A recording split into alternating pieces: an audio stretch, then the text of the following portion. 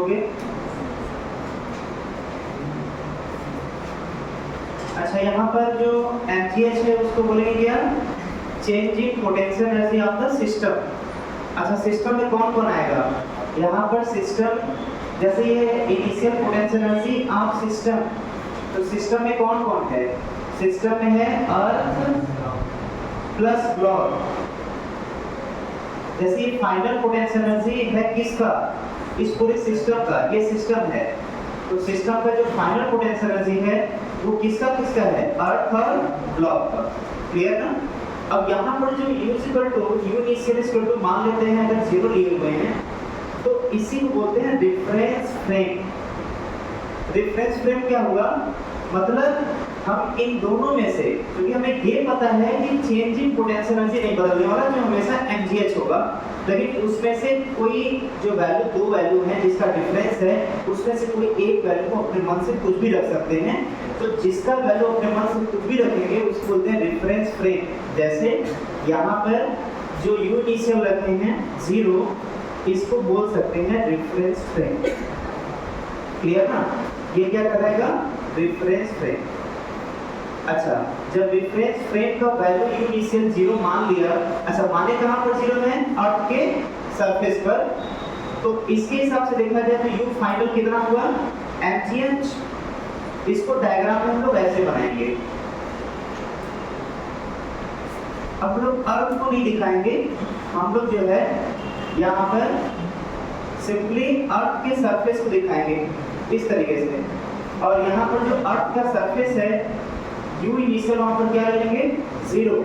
अब जब U initial 0 अर्थ के सरफेस को ले लिया, तो यहाँ से जब H हाइट ऊपर जाएंगे, तो यहाँ पर ब्लॉक जिसका मास M है, तो इसका पोटेंशियल एनर्जी यहाँ पर जो फाइनल आएगा, जो फाइनल वो आएगा प्लस MgH। क्लियर? दूसरा चीज, अच्छा ये जो पोटेंशियल एनर्जी है वो किसका है? ये जो U फाइनल MgH आया है वो किसका पोटेंशियल एनर्जी है?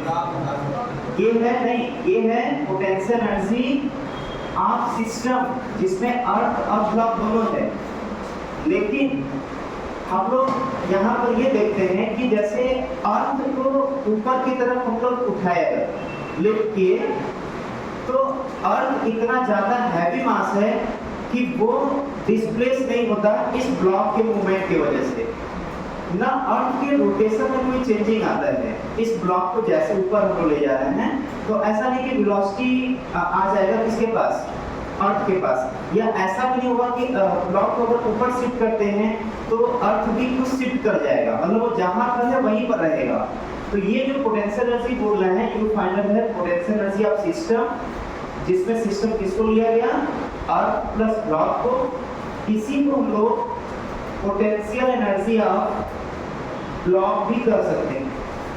अच्छा, पोटेंशियल एनर्जी ऑफ ब्लॉक ही क्यों बोलेंगे?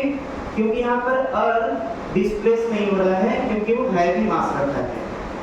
जब वो डिस्प्लेस नहीं होगा तो यहाँ पर जो सिस्टम का पोटेंशियल एनर्जी MgH है उसको हम लोग ब्लॉक का भी मान सकते हैं, क्योंकि अर्थ अपने जगह से कुछ भी मूव नहीं कर रहा है।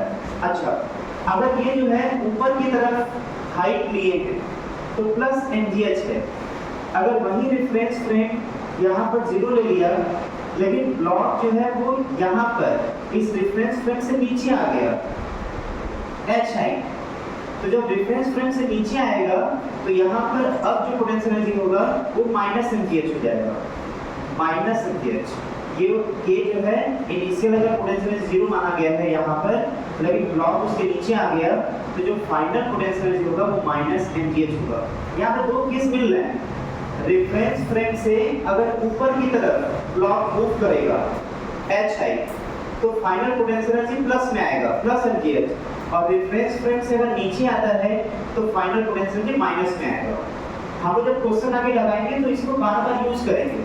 तो हम लोग को सबसे पहले अपने मन से किसी एक लाइन पर, वो लाइन कोई भी हो सकता है, यहाँ भले ही हम अर्थ के सरफेस को हम लोग एग्जाम्पल के तौर पे लिए थे कि अर्थ के सरफेस पर U इनिशियल, कौन सा? ये अर्थ के सरफेस पर यहाँ पर, ये एक एग्जाम्पल लेकर भले ही बोला था कि ये U इनिशियल है और जब H हाइट ऊपर गया तो वो U फाइनल है, तो कोई जरूरी नहीं है कि जो रेफरेंस लाइन है वो अर्थ की सरफेस पर ही होगा, वो कहीं पर भी ले सकते हैं। और कहीं पर भी रेफरेंस फ्रेम 0 लेकर के उस रेफरेंस फ्रेम से ऊपर जाएंगे तो प्लस mgh मिलेगा, और रेफरेंस फ्रेम से नीचे आएंगे तो माइनस mgh मिलेगा। क्या?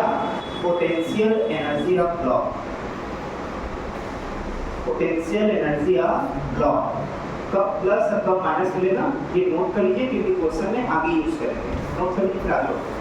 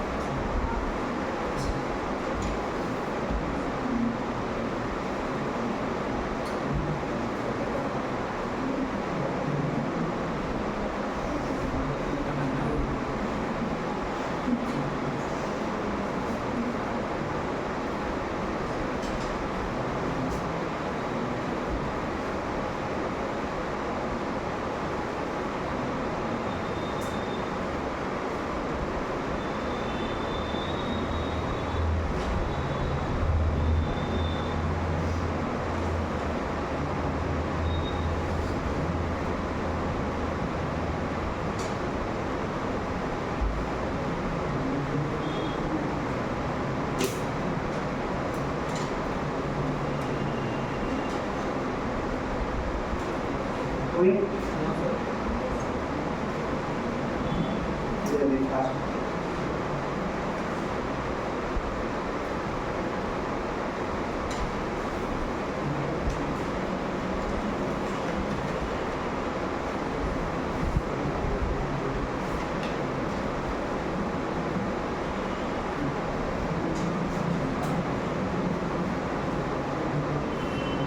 ये ग्रेविटी के वजह से है, इसलिए इसको बोलते हैं ग्रेविटेशनल पोटेंशियल एनर्जी। ये ग्रेविटी की वजह से है, इसलिए इसको बोलते हैं ग्रेविटेशनल पोटेंशियल एनर्जी।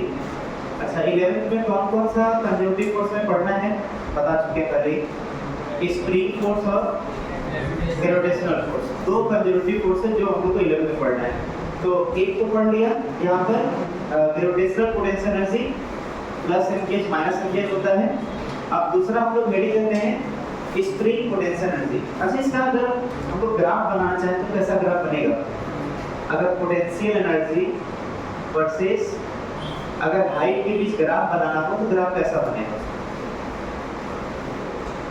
हमें ये पता है कि यहाँ पर कोई रेफरेंस लाइन ले लिया 0, इनिशियल पोटेंशियल एनर्जी, उससे ऊपर जा रहे हैं तो पोटेंशियल एनर्जी बढ़ रहा है mgh वाले फॉर्मूले से।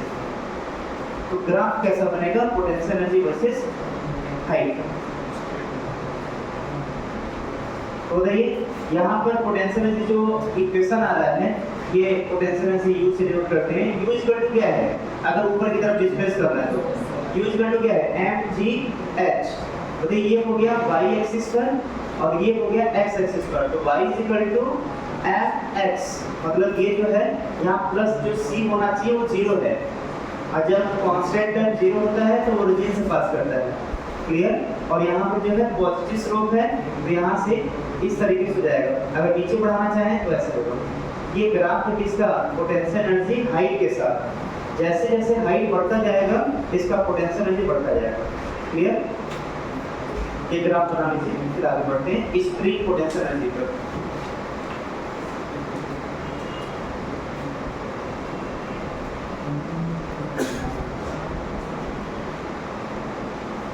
नेक्स्ट आता है इसमें spring potential energy.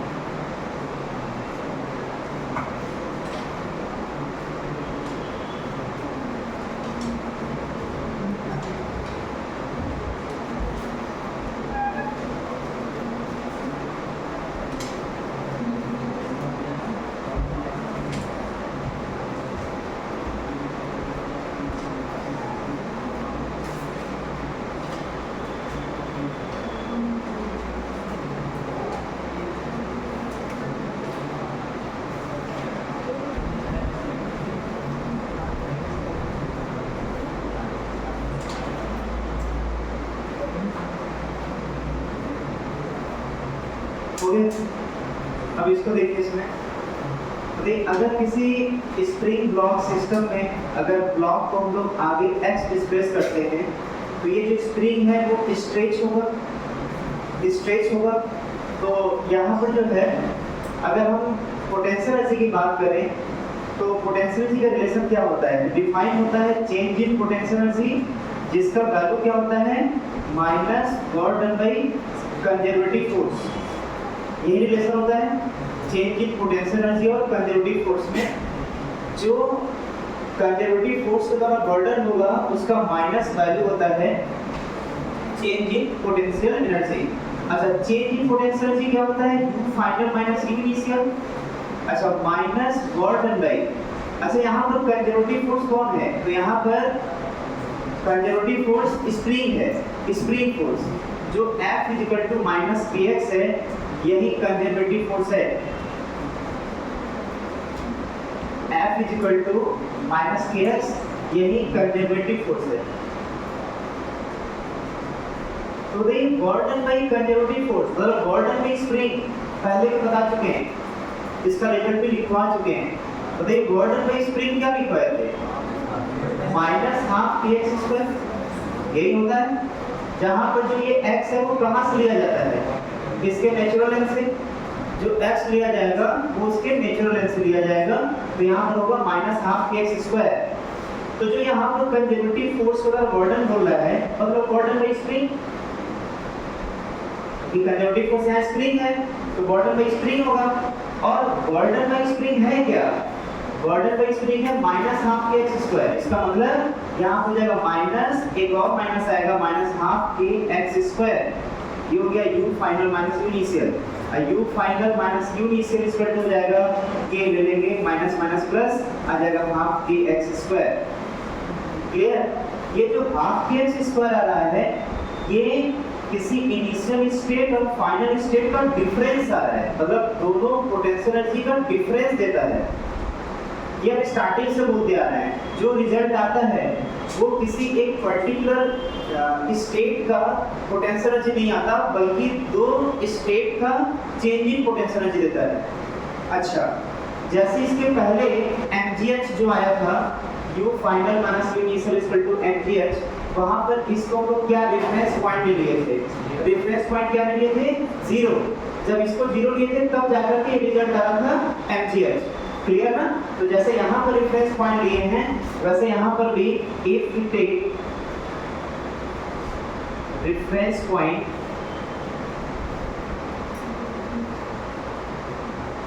as a potential energy 0, potential energy is equal to 0 and natural length, ये 0 कहीं भी लिया जा सकता था, लेकिन हम कैलकुलेशन को आसानी करने के लिए ये जो इनिशियल पोटेंशियल एनर्जी है उसको कहाँ पर ले रहे हैं, उसके नेचुरल लेंथ पर। जब उसके नेचुरल लेंथ पर हम लोग इनिशियल पोटेंशियल एनर्जी 0 लेंगे तो ये पूरा पोर्शन 0 हो जाएगा। वही लिखा गया है if we take reference point as a potential energy 0 and natural length, मतलब हम लोग नेचुरल लेंथ पर पोटेंशियल एनर्जी क्या लेंगे 0 लेंगे।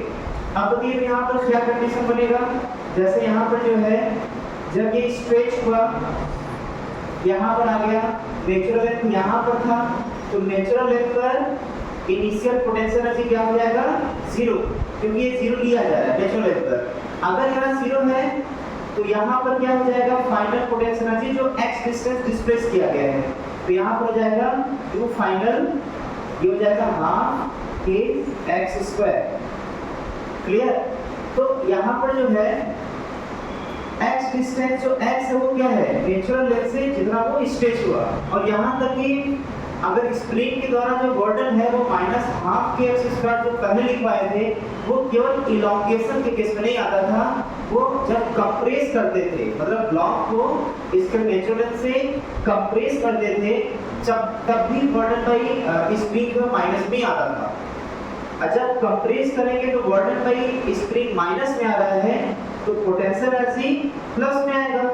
जब वर्डन स्प्रिंग माइनस में आ रहा है तो पोटेंशियल एनर्जी क्या आएगा प्लस में आएगा, तो इसका मतलब जो पोटेंशियल एनर्जी हाफ के एक्स स्क्वायर है, ये केवल और केवल इलांगेशन में नहीं लगेगा, जब स्प्रिंग को कंप्रेस करेंगे तभी पोटेंशियल एनर्जी इतना ही आएगा।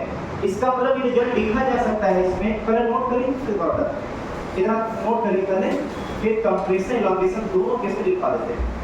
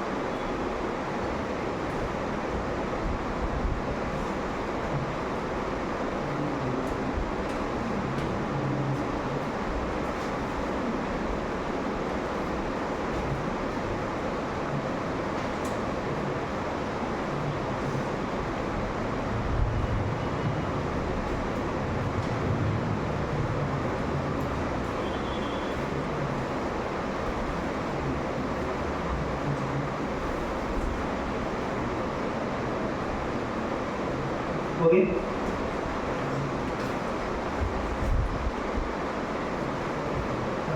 देखिए इसमें रिजल्ट क्या क्या मिला। जैसे स्प्रिंग जो है अपने नेचुरल लेंथ से, चाहे वो x डिस्टेंस कंप्रेस्ड हो,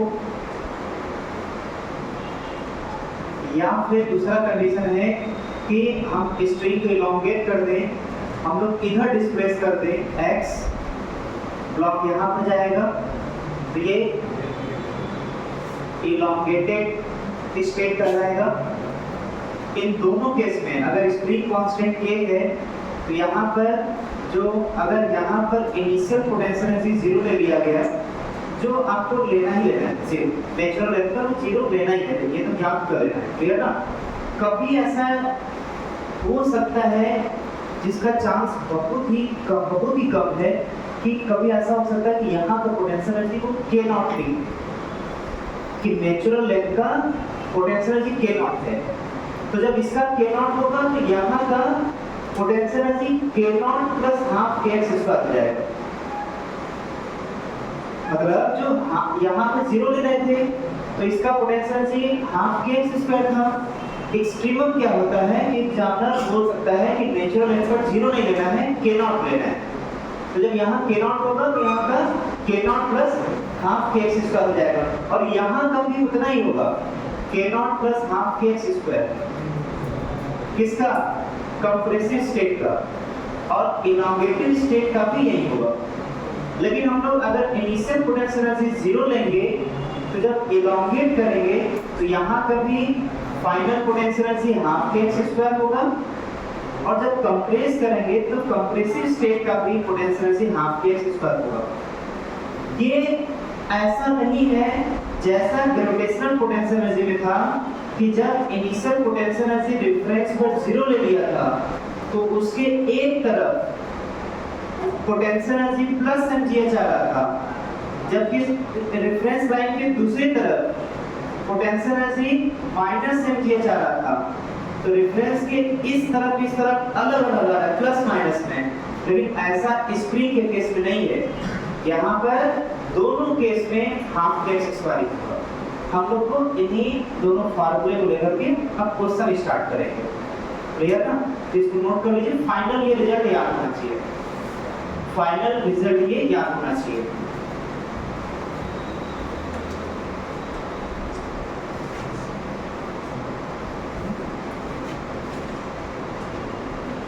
ये है ग्रेविटेशनल पोटेंशियल एनर्जी,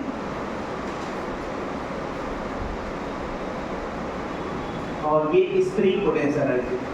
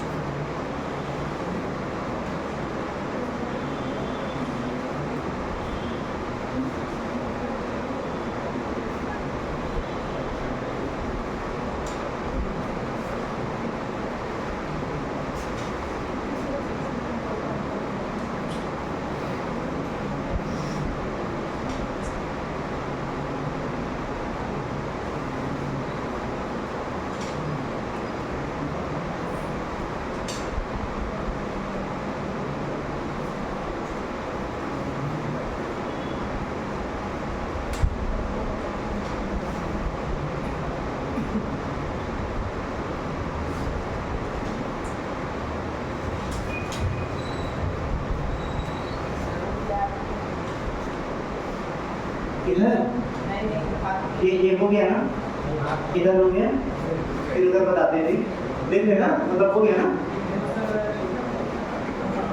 फास्ट जल्दी।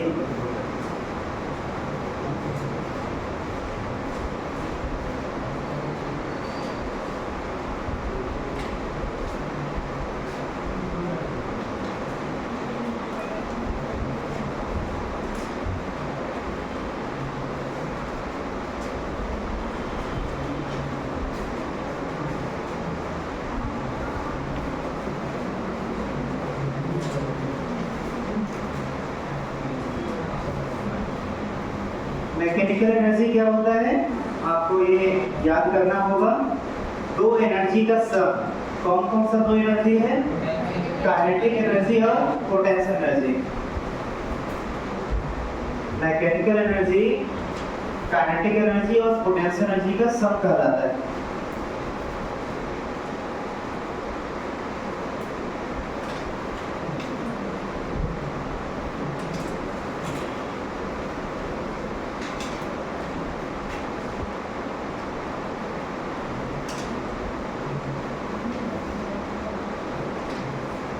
ओके, अब यहाँ पर नेक्स्ट हेडिंग देते हैं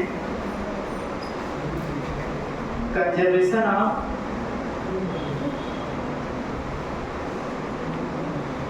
mechanical energy. Conservation of mechanical energy.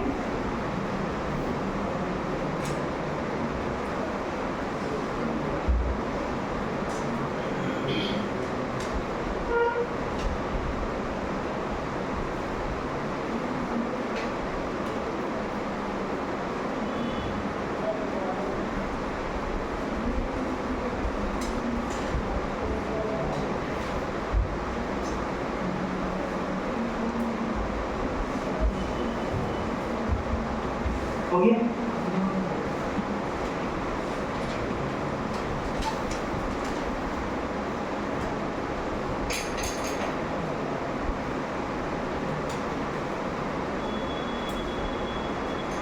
देखिए चलिए ध्यान से, कंजर्वेशन का मतलब क्या हुआ कि जो क्वांटिटी कंजर्व है वो वैल्यू बदलेगा नहीं।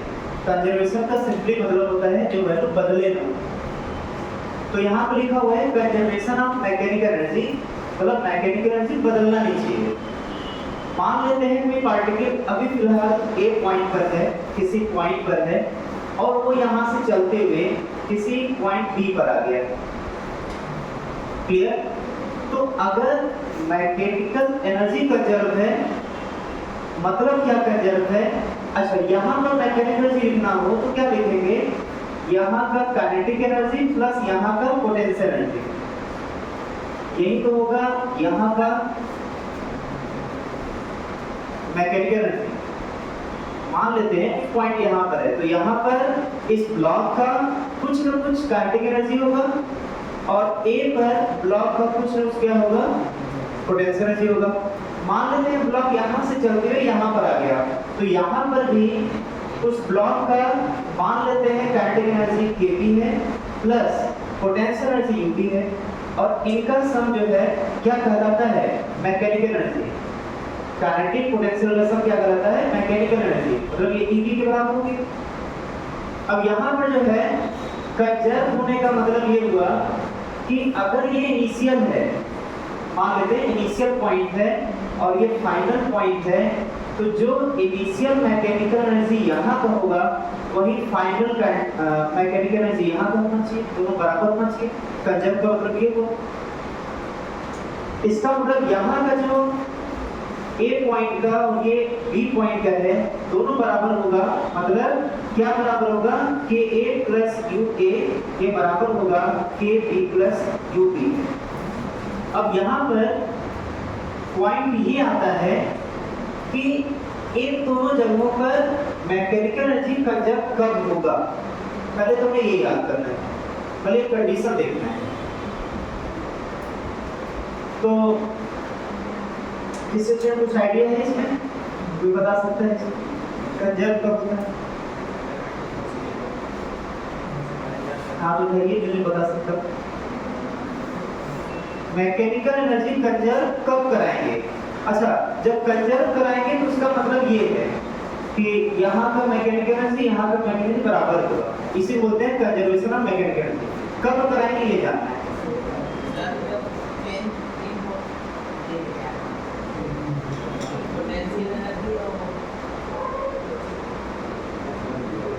ऐसा करते हैं, एक इक्वेशन लिखते हैं जो लोग पहले से जानते हैं। वर्क एनर्जी थ्योरम, बताइए क्या होता है? वर्क एनर्जी थ्योरम क्या होता है? कई सारे क्वेश्चन करवा चुके हैं उसको। Work done by all the forces is equal to change in kinetic energy होता है, ठीक है?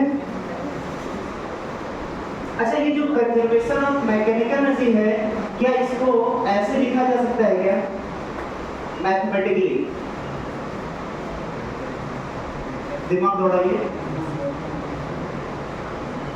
कंजर्वेशन ऑफ मैकेनिकल एनर्जी का मतलब हुआ कि मैकेनिकल एनर्जी बदलना नहीं चाहिए। अब कोई चीज कब नहीं बदलेगा? जब वो जितना पहले हो उतना बाद में हो। अच्छा, डेल्टा का मतलब क्या होता है? चेंज का मतलब क्या हुआ? ये जीरो होना चाहिए। चेंज का मतलब फाइनल माइनस इनिशियल। अच्छा, ये जीरो है तो इसको इधर करिए, तो मैकेनिकल एनर्जी फाइनल और मैकेनिकल एनर्जी इनिशियल अगर ये बराबर है तो इसी को ढूंढने का तरीका ये है। ये लिखने का तरीका है और ये ढूंढने का तरीका है, दोनों मतलब एक ही है। क्लियर? अब यहां से देखते हैं कि कैसे ये रिजल्ट आता है। ये बताइए, what are the all the forces में जो फोर्स है वो कितने टाइप का होता है? जैसा कि अभी कंजर्वेटिव नॉन कंजर्वेटिव बेस पर बोल रहे हैं कि फोर्स को कितने कैटेगरी में डिवाइड किए थे कंजर्वेटिव के बेस पर। दो टाइप का, कोई भी फोर्स या तो कंजर्वेटिव हो सकता है या तो नॉन कंजर्वेटिव हो सकता है। ये दो केस है। इसका मतलब यहाँ पर जो ऑल द फोर्सेज है, ऑल द फोर्सेज में work done by conservative force और work done by non conservative force, यही दोनों में ये पूरा का पूरा फोर्स कैटेगराइज हो जाएगा। जितने भी फोर्स हैं इसके अंदर वो दो पार्ट में कैटेगराइज हो गए, कंजर्वेटिव और नॉन कंजर्वेटिव। और ये किसके बराबर हो गया? चेंज इन काइनेटिक एनर्जी के। अच्छा work done by conservative force और पोटेंशियल एनर्जी में कोई रिलेशन होता है क्या? आज भी बताए हैं, पिछले टर्म में बताए थे। Work done by conservative force और पोटेंशियल एनर्जी, पोटेंशियल मतलब चेंज इन पोटेंशियल एनर्जी में कोई रिलेशन होता है क्या? क्या होता है? अरे आज ही बताए थे, work done by conservative force होता है minus change in potential energy, और ये हो जाएगा work done by non conservative force.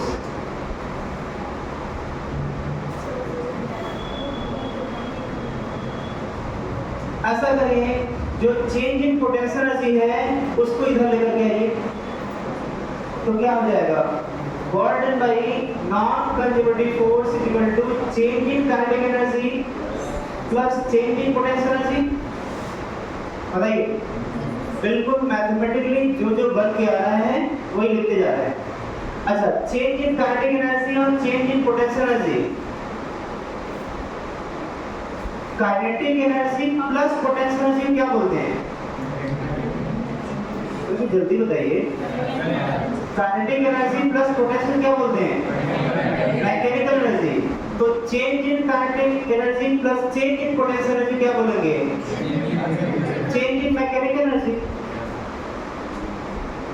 कैसे? देखिए इसमें, इसको हम अलग से लिख देते हैं, डेल्टा के प्लस डेल्टा यू, ये क्या होगा? के फाइनल माइनस के इनिशियल, प्लस ये क्या होगा? You final minus you initial, के फाइनल यू फाइनल को एक साथ रखिए, फिर माइनस माइनस कॉमन, के इनिशियल और यू इनिशियल को एक साथ रखिए। अब ये क्या कहलाएगा? Final mechanical energy. और ये क्या कहलाएगा? Initial mechanical energy. क्लियर ना? इसका मतलब कि ये जो है डेल्टा ई आ गया, तो ये कुछ और नहीं बल्कि क्या है? Change in mechanical energy. तो ये चेंज इन मैकेनिकल एनर्जी है, मतलब ये चेंज इन मैकेनिकल एनर्जी है डेल्टा ई। इसी की जगह ये लिखे ना, तो इसके जगह ये हो जाएगा, और यही क्या हो जाएगा? Work done by non conservative force. कभी कभी ऑब्जेक्टिव क्वेश्चन में यही सिखाया जा सकता है क्वेश्चन कि बताइए work done by non conservative force क्या देता है? Work done by non conservative force क्या देता है? Change in mechanical. ये डायरेक्ट इसी इक्वेशन से स्टेटमेंट बन करके ऑब्जेक्टिव क्वेश्चन आ सकता है। एक तो ये हो गया। अच्छा, इसको लिख लेते हैं, इसको वर्ड के फॉर्म में लिख लेते हैं। फिलहाल अभी जो हेडिंग है, जिसका मतलब जो था यहाँ पर लिखे हैं, फिर जो पहले से थ्योरम हम जानते हैं वर्क एनर्जी थ्योरम, उसी से हम इसको इस फॉर्म में कन्वर्ट किए हैं। पहले यहाँ तक नोट कर लीजिए, फिर इसको लिख लेते हैं, फिर इसके आगे बढ़ते हैं, वहीं से कंडीशन आ जाएगा। सर वहाँ पे जो work done by conservative force change in kinetic, इसमें external force external force internal force के बेस पे नहीं बात कर रहे हैं, यहाँ पर बात कर रहे हैं कंजर्वेटिव। जैसे टाइप्स ऑफ फोर्स कितने हो सकते हैं, तो हम लोग बोले किस बेस पे बात कर रहे हैं? एक्सटर्नल इंटरनल के बेस पे बात कर रहे हैं कि कंजर्वेटिव नॉन कंजर्वेटिव बेस पे बात कर रहे हैं? तो यहाँ पर जो कैटेगराइज किया गया है फोर्स को, वो कंजर्वेटिव बेस पे किया गया है।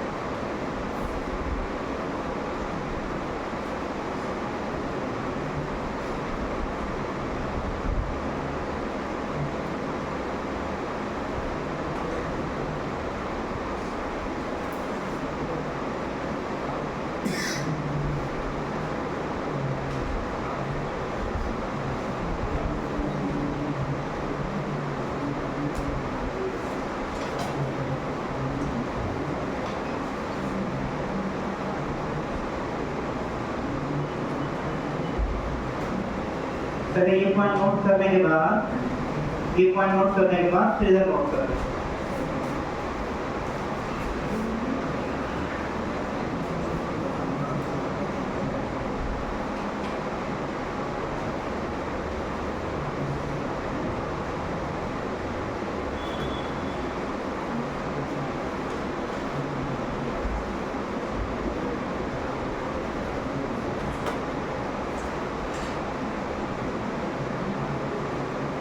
यहाँ पर लिख दीजिएगा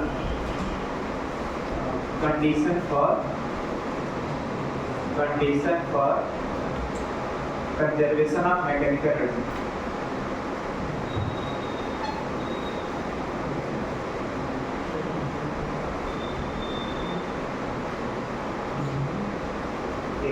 ये लिखने के बाद फिर ये लिख दीजिएगा तो condition for conservation of mechanical.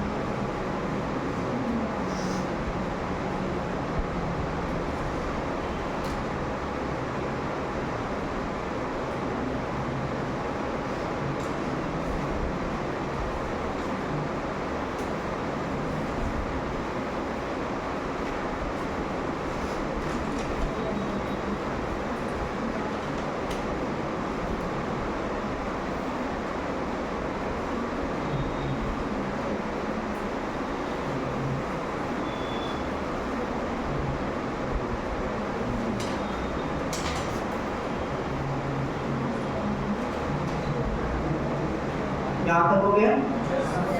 तो यहाँ से जो पॉइंट निकल कर के आ रहा है वो ये है कि work done bye non conservative force gives क्या चेंज इन मैकेनिकल एनर्जी। मतलब नॉन कंजर्वेटिव फोर्स के द्वारा जो भी वर्क होता है वो किसके बराबर होता है, चेंज इन मैकेनिकल एनर्जी बराबर। इसके नीचे ये पॉइंट लिख दीजिए। From this equation we say that from this equation, मतलब इस इक्वेशन से कह सकते हैं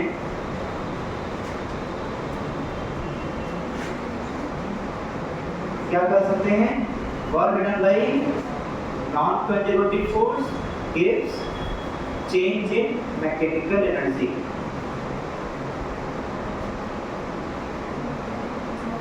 work done bye non conservative force gives change in mechanical energy.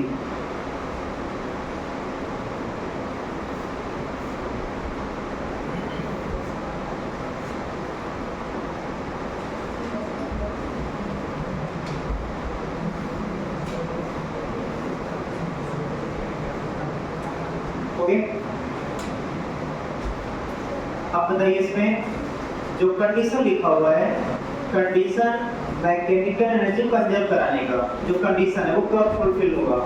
इस इक्वेशन में क्या कंडीशन लगाते हैं, इस इक्वेशन में क्या कंडीशन लगाएं कि मैकेनिकल एनर्जी कंजर्व हो जाएगा।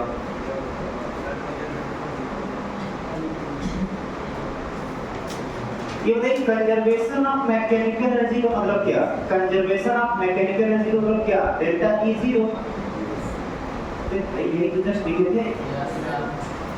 चेंज कंजर्वेशन ऑफ मोमेंटम का मतलब क्या था, जब उसके बारे में पढ़ाए थे तो वहां पर एक बात बोले थे, चेंज कंजर्वेशन ऑफ मोमेंटम का मतलब डेल्टा पी जीरो, मतलब चेंज इन मोमेंटम थे।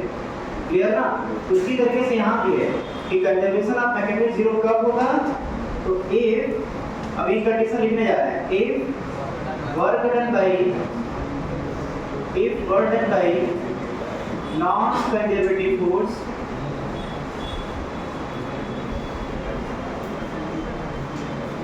is 0 will be 0. Then mechanical energy will be conserved. यही कंडीशन है, इसको याद किया रहना है। ये कंडीशन आपको याद रहना चाहिए। मैकेनिकल एनर्जी कब कंजर्व कराएंगे? जब burden by non conservative force 0 होगा, मतलब ये 0 होगा। और जैसे ये 0 होगा तो डेल्टा E 0 हो जाएगा।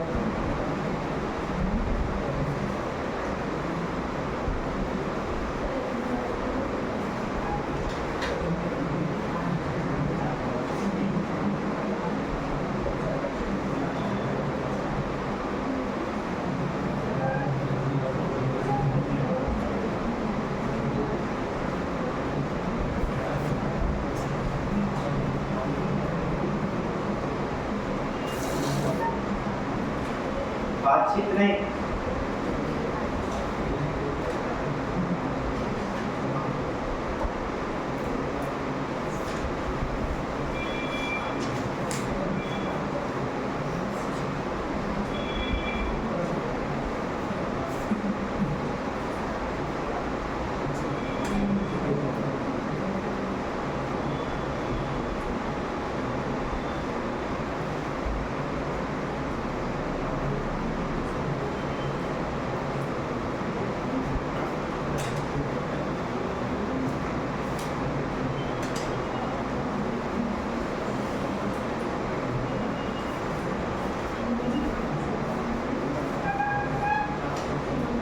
हो गया।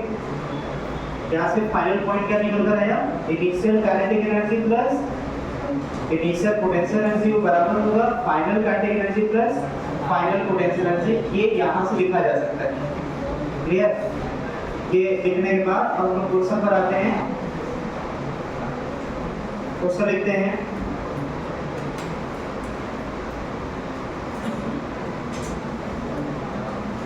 A particle question, a particle of the mass 2 kg, a particle of the mass 2 kg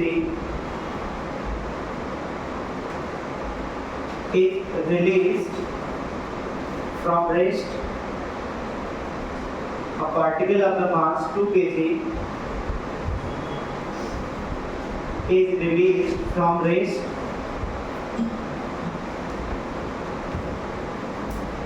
from origin. Released from rest का मतलब, release का मतलब तो rest ही हो गया। From origin and it moves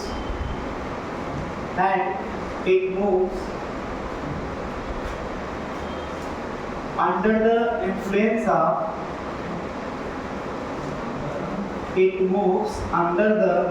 influence of potential energy, under the influence of potential energy U is equal to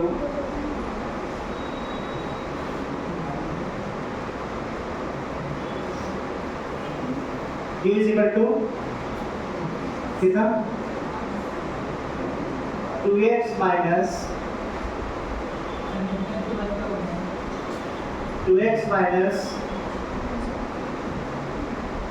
3x square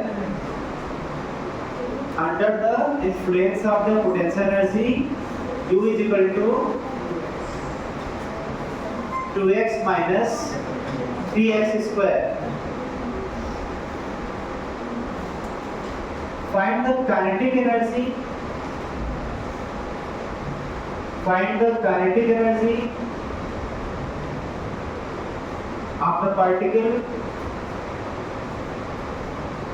Find the kinetic energy and of the particle हो गया, and also speed of the particle.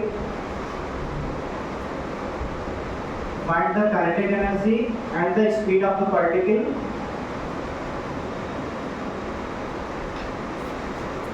at x is equal to 2 meter.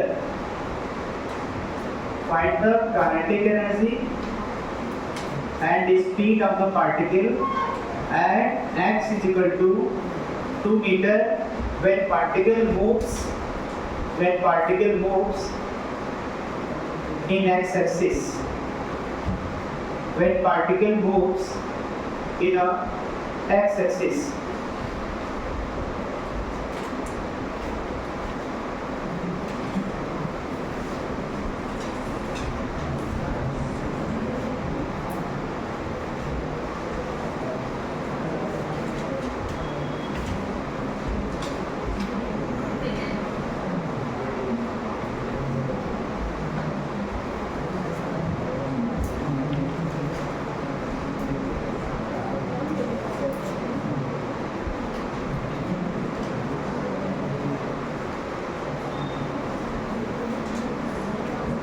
बातचीत नहीं, अपने question पढ़िए, try करिए, फिर पीछे खड़े करा देंगे या कोई बात नहीं, पीछे खड़े होकर पढ़िए तो ठीक है।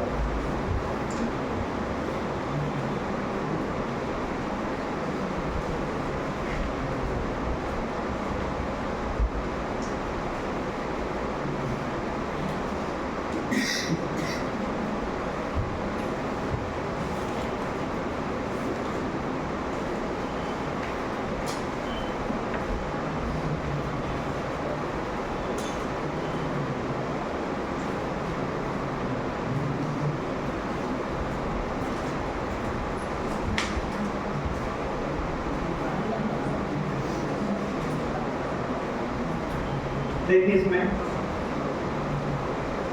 क्वेश्चन लिखा हुआ है कि पार्टिकल का मोशन जो है वो एक्स एक्सिस में स्ट्रेट लाइन हो रहा है, इसके इन्फ्लुएंस में, ये क्वेश्चन में दिया हुआ है पोटेंशियल एनर्जी के इन्फ्लुएंस में। मतलब ऐसा नहीं कि पार्टिकल ओरिजिन पर है 0,0 पर है तो पार्टिकल पर कोई फोर्स एक्सटर्नल नहीं लग रहा है, बल्कि पार्टिकल मोशन कर रहा है किसके इन्फ्लुएंस में, पोटेंशियल एनर्जी के। अच्छा, पोटेंशियल एनर्जी के इन्फ्लुएंस में अगर पार्टिकल मोशन कर रहा है, इसका मतलब ये हुआ कि पार्टिकल पर जो फोर्स लग रहा होगा वो कंजर्वेटिव फोर्स लग रहा होगा। कैसे बता? क्योंकि पार्टिकल को चलाने के लिए कौन इन्फ्लुएंस कर रहा है? Potential energy. और पोटेंशियल एनर्जी आता ही कब है? जब कंजर्वेटिव फोर्स लगता है, क्योंकि पोटेंशियल एनर्जी डिफाइन ही होता है तब जब कंजर्वेटिव फोर्स एक्ट करता है। इसका मतलब इस पार्टिकल को चलाने के लिए कंजर्वेटिव फोर्स लग रहा होगा, लेकिन हमें अभी फोर्स को नहीं जानना है, मतलब फोर्स को का वैल्यू निकालना है। हमें यहाँ पर स्पीड और काइनेटिक एनर्जी पूछ रहा है। अच्छा, कब? जब पार्टिकल यहाँ से मूव करते हुए x = 2 मीटर पर चला जाए। क्लियर? वहां से मूव करते हुए 2 मीटर पर जाए। अच्छा, क्योंकि यहाँ पर नॉन कंजर्वेटिव फोर्स का जिक्र नहीं किया है क्वेश्चन में, मतलब नॉन कंजर्वेटिव फोर्स वर्क नहीं कर रहा है। और जब नॉन कंजर्वेटिव फोर्स वर्क नहीं करता तो क्या कंजर्व होता है? Mechanical energy. और वो होता क्या है? Kinetic energy plus potential energy. इसका मतलब यहाँ पर वो इनिशियल स्टेट है और ये फाइनल स्टेट है, तो इनिशियल वाले पर जो काइनेटिक एनर्जी होगा और पोटेंशियल एनर्जी होगा वो बराबर होना चाहिए फाइनल काइनेटिक एनर्जी और फाइनल पोटेंशियल एनर्जी के। क्यों बराबर दोनों होगा? क्योंकि यहाँ पर कोई भी नॉन कंजर्वेटिव फोर्स नहीं लग रहा है, क्योंकि क्वेश्चन ऐसा नहीं दिया हुआ है। दोनों बराबर होने का मतलब क्वेश्चन में लिखा है पार्टिकल यहाँ से रिलीज किया जा रहा है, और रिलीज होने का मतलब होता है काइनेटिक एनर्जी 0, क्योंकि स्पीड 0 होगा। रिलीज होगा तो स्पीड 0, और स्पीड 0 होने की वजह से kinetic energy 0 plus potential energy initial मतलब ओरिजिन पर, ओरिजिन का मतलब x = 0। x = 0 जब यहाँ पर रखेंगे तो ओरिजिन का पोटेंशियल एनर्जी बता देगा। जब x इज इक्वल टू 0 यहाँ पर रखेंगे तो ओरिजिन का पोटेंशियल एनर्जी बताएगा, मतलब इनिशियल पोटेंशियल बताएगा। तो x का वैल्यू 0 रखने पर 0 ही आएगा। यहाँ पर u x इक्वल टू 0 रखने पर सभी 0 हो जाएंगे ना। Is equal to final kinetic energy, वही तो पूछ रहा है। तो final kinetic energy plus final potential energy कब आएगा? जब फाइनल मतलब कहां पर पहुंचा? 2 मीटर पर। तो जब 2 मीटर वाला वैल्यू यहां पर रखेंगे x की जगह, तो फाइनल पोटेंशियल एनर्जी आ जाएगा। अगर u फाइनल आएगा x इक्वल टू 2 मीटर पर, कितना होगा? यहां पर रख लेते हैं, तो यहां जाएगा 2 × 2 - 3 × 2 का स्क्वायर। कितना आ रहा है ये? -8, मतलब ये आ गया -8। इधर दोनों 0 है और ये -8 जो है वो जब इस बार आएगा तो फाइनल काइनेटिक एनर्जी आ गया 8 जूल। एक तो आंसर आ गया फाइनल काइनेटिक एनर्जी। दूसरा क्या पूछ रहा है? स्पीड। तो जब हमें काइनेटिक एनर्जी पता चल गया तो स्पीड का रिलेशन होता है half v square. Kinetic energy equal to half v square, और यहाँ पर 8 इज इक्वल टू हाफ। अब मास कितना दिया हुआ है? 2 kg इनटू स्पीड, 2 से 2 कैंसिल, v इक्वल टू आ गया 2√2। सॉल्व कर लेंगे कैलकुलेशन। ये आ गया मीटर पर सेकंड। हमें ऐसे यूज करना है पोटेंशियल एनर्जी को काइनेटिक एनर्जी के साथ। इसको नोट करिए फिर आगे बढ़ते हैं।